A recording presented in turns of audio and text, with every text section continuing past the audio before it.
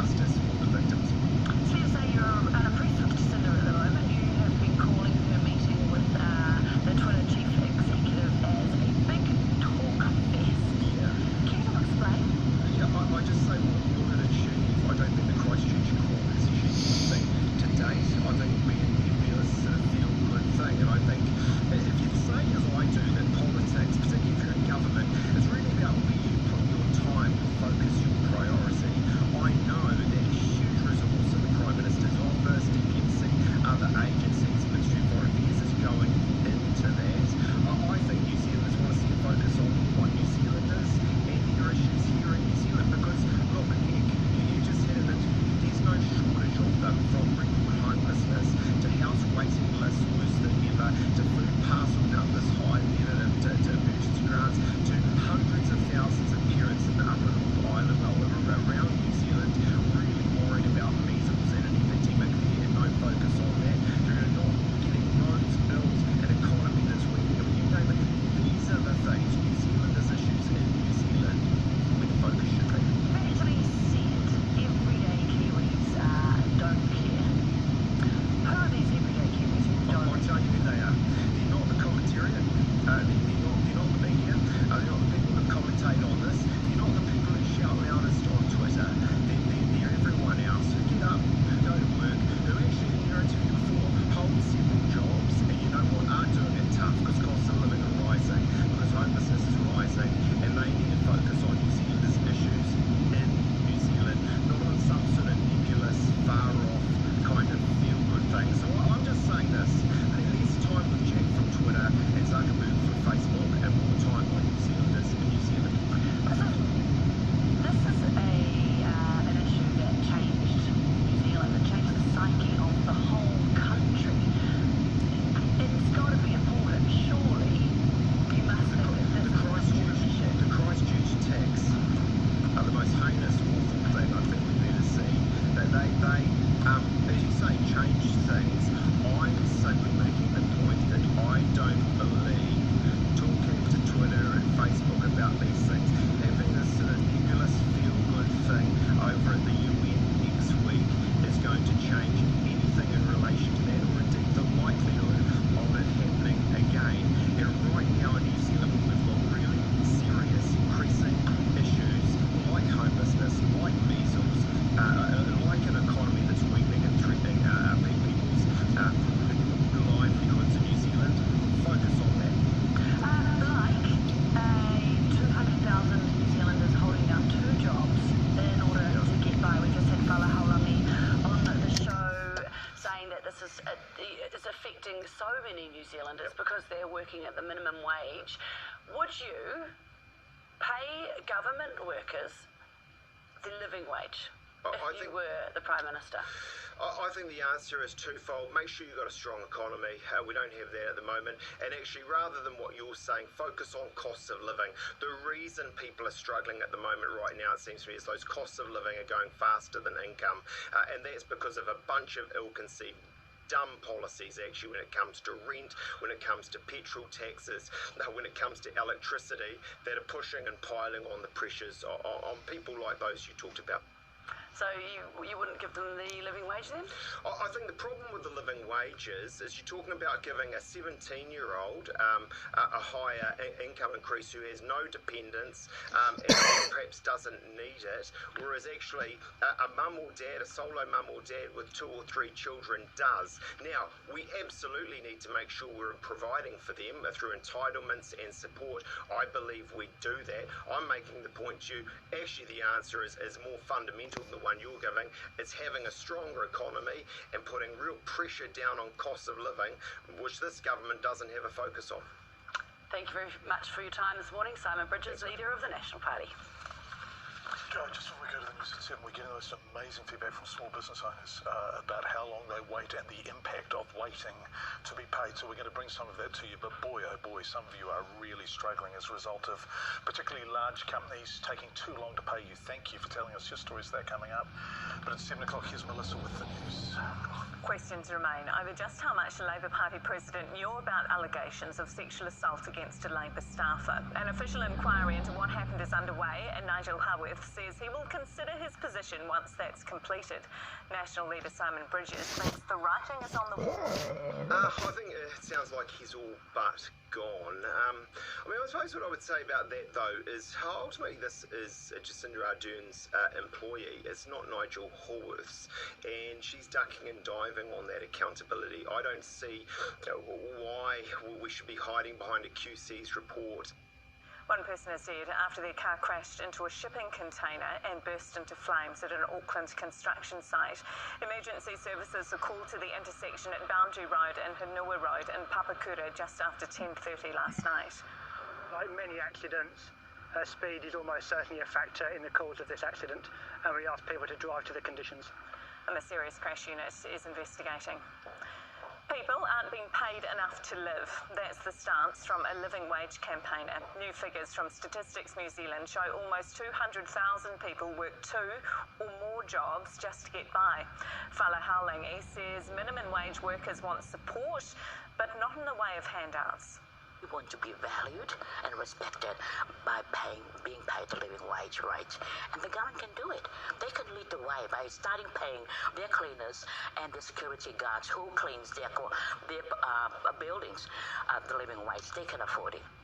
Southland couple Blair and Melissa Vining will launch an ambitious plan tonight to establish a charity hospital in Invercargill. A meeting will be held with lawyers, health officials and potential investors to kickstart it. It'll initially aim to provide colonoscopies to patients on the national wait list, then expand to diagnose and treatment of cancers. Blair's has terminal bowel cancer and was behind a petition which saw the government announce plans for a cancer control agency. Apple's unveiled new iPhone, watches and iPads at its annual September product launch. The company's releasing 3 new phones, the cheaper iPhone 11, 11 Pro and 11 Pro Max. The main features a new triple lens camera, including a wide-angle lens and telephoto capabilities. The devices will be faster and use less power. Pre-orders start on Saturday at midnight. Take a look at some breakfast sports. Sophie Pascoe's claimed her 2nd gold medal at the World Para Swimming Championships in London. The Kiwi won the women's 100-metre backstroke S9, touching the wall in just under a minute and 8 seconds. It's her 10th world title. Yesterday, Pascoe topped the podium in the freestyle S9. Meanwhile, Popo Naiufis clinched silver in the women's S8 100-metre backstroke. The All Blacks are recharging the batteries after a sweltering first training session in Japan. The team yesterday put through the paces in 30-degree heat. Among them, World Cup debutant Brad Weber, who was recalled after a 4-year absence. The third-choice halfback says he's ready to help wherever possible. Now it's about putting personal ego aside, and it's all about the team. So whatever role I'm asked to do, whether it's playing or helping the other guys perform, then I'll do it to the best of my ability. Finally, to league. Canberra's Hudson Young's been slapped with an 8-game ban for this eye gouge on Warriors centre Adam Pompey last weekend. The NRL judiciary rejected Young's claims he'd not made contact with the player's eye, and that's despite Pompey appearing via video link to defend Young. It's the 2nd time the Raiders player's been suspended for an eye gouge incident this season. If the other guy's saying it didn't happen, what's going on there? But I think that my sense is it didn't happen because he couldn't find the ice, not because he wasn't trying to find it. I don't know, if you look at it, and I've looked at it lots and lots of times, he went in, he then went back. Right. So he has prior, I think he was having a fossick for the ice, I don't know. Take that all back. Yeah, I don't know. And I also think, the NRL judiciary does not have a track record at being overly punitive on people who don't deserve it. So I don't know. Okay, thanks for clearing that up. Maddie, more dinner? More dinner.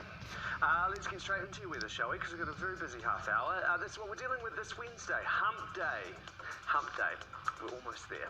It'll start off overcast in Southland and Otago with a chance of a couple of showers as well, but that will all clear and the rest of the day should be nice. 11 degrees in Invercargill, 12 in Dunedin and Queenstown. There's decent weather out west. Bit of cloud first thing along the coast with the possibility of 1 or 2 showers early on in Milford Sound and Westport, but otherwise otherwise you're good. 14 the high in Westport, 16 in Nelson. You'll have clear skies right along the east coast. Frosty start though, and you'll have brisk and gusty winds from the south earlier on. 12 degrees in Ashburton, Christchurch and Kaikoura. You're in for a lovely day across in the lower north too. Morning cloud for some of you and frosts as you leave the house this morning, but otherwise it is good. 12 degrees in Wellington, 15 in Whanganui and New Plymouth. It's mostly fine moving east too, just a bit of cloud cover and the chance of a shower or two this afternoon, although Gisborne's wet weather is more likely this morning and again tonight. 16 the high for Hawke's Bay and Gisborne. Enjoy the sunshine in the Bay of Plenty with a decent Wednesday in store for all of you. Tokoroa does have a bit of cloud at times though. 13 degrees in Taupo, 17 for those of you in Whakatane and Tauranga. And it's nice in Whitianga today, but the rest of the upper north has cloud cover and the chance of showers peppered throughout the day. 15 degrees in Hamilton and Auckland, 16 for the rest. And then this is what your Thursday looks like. There's isolated showers in the west of the North Island and rain for the South Island's west and far south, but it's mostly fine everywhere else. It's weather. Thank you very much, Maddie, and thanks everyone for being with us. It's 7 minutes past 7, and it's been almost 7 months since flooding caused the Fox River landfill to overflow, washing its contents across what had previously been pristine West Coast beaches. The mammoth cleanup that followed, that only wrapped up last month, by the way, required help from the Defence Force, hundreds of volunteers, and the Department of Conservation. The disaster raised serious questions about the potential risks of other existing and historic landfills if it were to happen again. Just because we bury rubbish doesn't mean it goes away, as the Minister said. And the many coastal burial sites are increasingly being compromised by the sea. Now, as of this morning, the Ministry for the Environment has announced a multi-agency approach involving the 16 regional councils identifying which landfills need attention and most urgently. Joining us now to discuss how this will work and whether it's enough is the local government New Zealand President Dave Cal. Dave, it's nice to have you with us on Breakfast. Thanks so much for coming into our Dunedin studio and joining us. Kia ora, John. Kia ora. So, first of all, it looks like a stock take, and that is an appropriate response, but is it an adequate response? It's the necessary first response. The stock take happens first, and then a risk assessment happens after that, and then a tool will be developed using mostly Canterbury and West Coast sites. A tool will be developed to apply where it's appropriate across the whole country to work out how to prioritise what needs to be done and then roll it out across the country. Because I guess first and foremost, the people most likely to know where these sites are and what sites are most at risk are the councils in the area, right? Yes, but there will be gaps, and that's exactly what this is designed to ascertain in the first place, gaps in knowledge. We've been unfortunately throwing rubbish into holes near rivers and beaches for about 140 years. And while current councils can't take responsibility for all those old decisions, we can certainly be part of the solution. And if we talk about the solution, once the stock take has happened and you have identified collectively sites that are at real risk of spilling into rivers or the ocean or both, who pays for the remediation? And has that been a discussion that's begun to take place? It will inevitably, yes, well obviously since the Ministry for the Environment is paying for this first stage, and certainly central government paid for quite a lot of what needed to be done on the West Coast at Fox, of course that conversation will be had.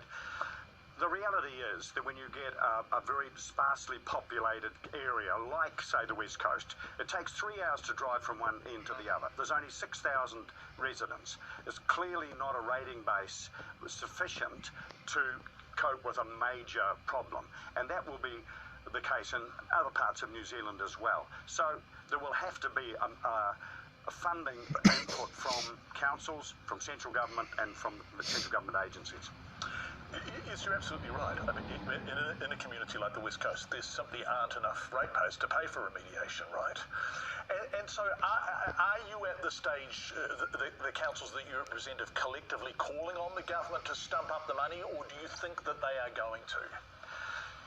No, I think the regional councils initiated this project with the full knowledge that the cost of remediation would have to be dealt with further down the track. And that will be a conversation that will unfold, but it will also be a conversation that will be specific to particular areas because they'll be different. And it won't just be the quantity of waste, for instance, that's at risk, it'll be the quality of it too, or the lack of quality, the toxicity, for instance. So the cost will vary around the country, and I think that it's probable that there won't be an overarching central government will pay 30%. Yeah, absolutely. It'll be case-by-case basis. Case by case. Yeah, absolutely. There's a former dump in Auckland, which is essentially downtown in Miola Reef. Well, whoever's doing the remediation work there can just drive along a main road to get to it. There is a labour source nearby, right? So that is very different from tidying up a tip on the Fox River. We're simply not comparing apples with apples. How bad is the problem, Dave? How bad do you think it is, and do we realise the extent of it? I think that in some places it will be very serious, as much as anything is because of that potential toxicity of some of the materials. But it's precisely to find out how bad it is and what the risk is that we're doing this. Okay, well, it's a really important exercise, and there is urgency about it. What's your time frame? Look, I'm not absolutely sure about that. Tomorrow, hopefully. Good. Thanks. Dave Carl, who is the President of Local Government New Zealand, joining us live from the Dunedin studio. We really appreciate it. This is a really important conversation, and not one we've had in New Zealand. We've just buried our rubbish and thought that was adequate. But Buried the rubbish, buried our heads. Yeah, absolutely. Nicely put. Thank you. Hey, boy, there's an amazing piece of feedback I want to read out. Have we got time, Greg, just for one piece? Very quickly, Greg says, this is from an anonymous business owner. I would ask this is read out and you do not use my name or the company name. The Zero guy, that's Craig you were talking to, is quite correct about small business and cash flow. We are a small company turning over 1.2 million a year. We work in the commercial and construction areas. What is killing us firstly is 10% retentions that we have to carry and cannot pass on. Then the delay in getting paid the retentions. Wait for this, currently we're owed 75k. Some of those retentions are up to 2.5 years old, and we do not have the resources to take these companies to court, and any threats to them are passed around the industry and you start to miss out on work. The kicker is when the lead company goes bust, you then get nothing. We have to put our homes up as guarantees to banks and indirectly to suppliers through personal guarantees. No one really cares if you lose everything because there will be others who take your place. We are just big business fodder. That is a striking email. That is striking. And I mean, what people fail to understand is that if someone fails, it does affect everybody. Yeah, absolutely. It affects everybody. You know, we've got to bring everybody up with us. That's Craig Hudson's point, which he was making quite strikingly. That he's online now. Talk to us about 20 We're taking all that money out of the economy. Yeah. No one's spending it. Yeah. After the break, the potential political fallout from the Labour Party assault allegations and how a self-employed builder was left several $100,000 out of pocket by a scam. He tells us his story and his advice for others.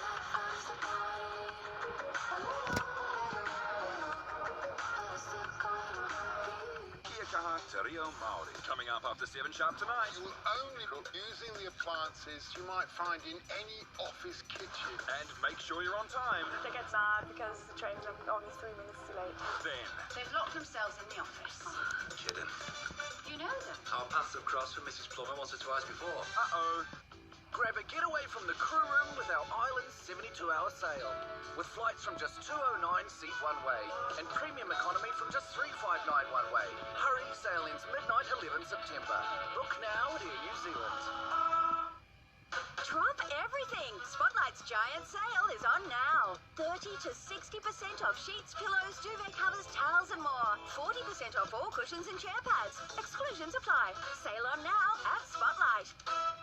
The cylinder's gone and you don't know why. Sprung a leak and you wanna cry. See the cylinderguy.co.nz for all hot water cylinders supplied and installed. See the cylinder guy, cylinderguy.co.nz.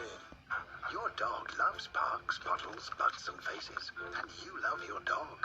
So keep them free from fleas, ticks and worms with a gentle monthly dosing of NexGard Spectra. The delicious chew that's tough on parasites and gentle on pets. It's been 22 years in the making. San Diego, 1995, and now Bermuda, 2017. Once again,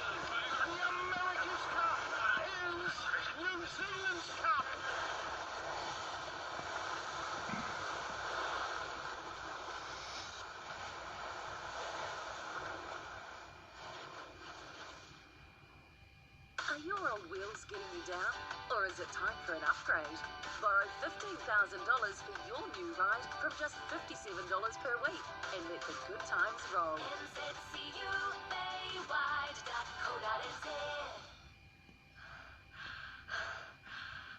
They say you're lucky. They don't see the work, the pain. They won't see you fall. We get back up and go again and again. They see your socials. They judge you.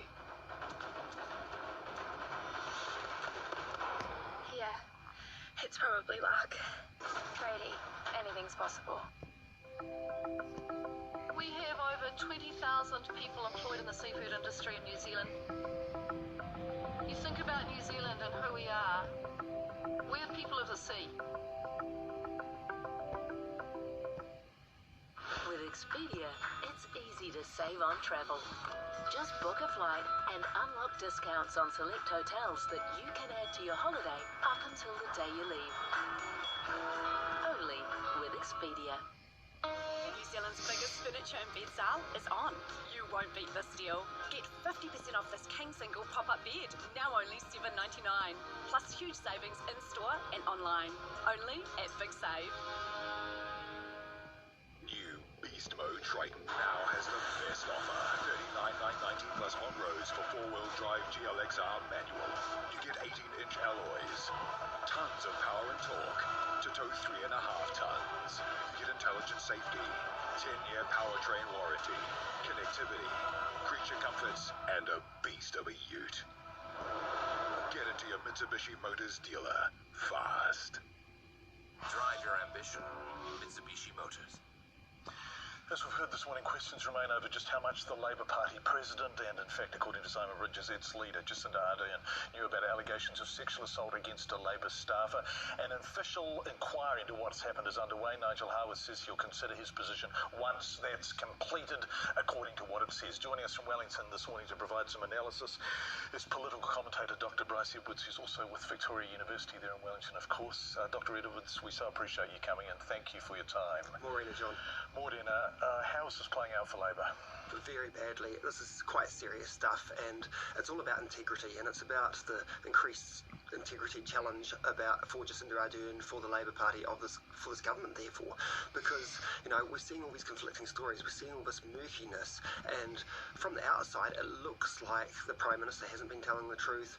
It looks incredible that she couldn't have known about all of this. It looks from the outside like there's been a cover-up, like the Prime Minister and her party have been protecting the alleged offender, and so that goes down very badly with voters, because integrity is what they trust Jacinda Ardern with, and she campaigned on this, she campaigned on gender issues, and for her to suddenly look like she's kept herself in the dark, I think deliberately, just doesn't wash very well with voters. Yes, and it's playing out over such a long time frame. Well, it has been long. Yeah, it has been long, and more people. A compelling interview on Checkpoint last night from somebody who says, hey, hold on a sec, I told, and lots of people are popping up. Someone spoke to Andrea Vance on Stuff saying, I told. Yeah. And so Labour's initial position is being eroded by what is appearing and appearing and appearing. In the meantime, you have their opponents, their political opponents. I mean, some of them are now explicitly using the lie word. Yeah. Others are kind of circling around it. What does Labour have to do? Well, it's hard to know, but the ball is in their court. The ball is in the court of the Prime Minister, and she will want to kick the touch on this. She will want to say, well, we'll have an investigation, we'll have to wait for this report to come out. I don't think that's going to wash with the public, because this has sped up so much in the last few days, and they can see that there's a contradiction between what the Prime Minister says and what has happened. So they want to know that, whether she's been part of a cover-up, whether she's been, as you say, lying, and there's going to be lost confidence in the Labour Party, lost confidence in Jacinda Ardern, unless she's able to somehow convince the public that this has been above board on her part, or that she didn't know. Yeah, and so she's got to do two things: either persuade the public that it has been managed well, or persuade the public that if it is managed badly, she is recused from responsibility because she didn't know in good faith what was and happening. it seems difficult to believe she didn't know, because this has actually been in the media before this week. Yes, the horrible details came out this week, but the media had raised issues about sexual assault with her, in the last few weeks. It's been in the media, it's been reported, and of course it's her own staff member who was sent home on, to work from home 5 weeks ago, so it's hard to believe she wouldn't have known. Of course, what often happens in these situations is that party leaders, prime ministers, have this policy of deliberate ignorance, where they tell their advisors, I do not want to be informed about this because then I'm responsible. So you sort it out in the background, don't give me the details, I then have plausible deniability. But that doesn't work any longer with these sort of Me Too situations, because, Ardern did campaign. She went to the UN and talked about Me Too, and it seems like she might have deliberately tried not to know what was going on here. Or people around her withheld it from her so that she didn't have to deal with it. If we think back to the Prime Minister's answer on Breakfast yesterday about how long it will take before the QC reports back, potentially a month, it just can't be that long, can it? No, it can't. I mean, Labor did this with the summer camp situation. They said, yes, let's have a few months for it to be sort of